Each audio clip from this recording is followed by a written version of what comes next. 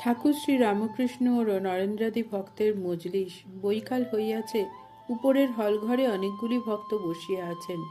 নরেন্দ্র, শরৎ, শশী, লাটু, Nityagopal, Kedar, Girish, Ram, master, Suresh অনেকেই আছেন।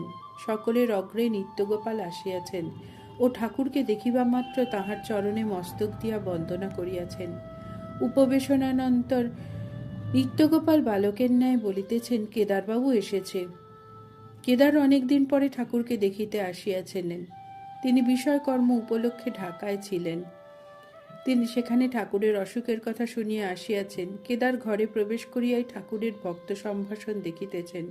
কেদার ঠাকুরের পদধূলি নিজের মস্তকে গ্রহণ করিলেন ও আনন্দে সেই ধূলি লইয়া সকলকে বিতরণ করিতেছেন।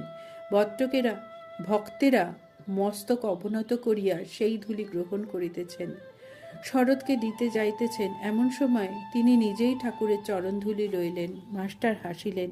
ঠাকুরও মাস্টারের দিকে চাহিয়া হাসিলেন। ভক্তেরা নিঃশব্দে বসিয়া আছেন। ঠাকুরের ভাব লক্ষণ দেখা যাইতেছে। মাঝে মাঝে নিঃশ্বাস ত্যাগ করিতেছেন, যেন ভাব চাপিতেছেন। অবশেষে কেদারকে ইঙ্গিত করিতেছেন, গিরিশ ঘোষের সহিত তর্ক করো। গিরিশ কান মলিতেছেন আর বলিতেছেন, মহাশয়, নাক কান মলছি, আগে জানতাম না আপনি কে, তখন তর্ক করেছি। সে এক। ঠাকুরের হাস্য। জয় ঠাকুর।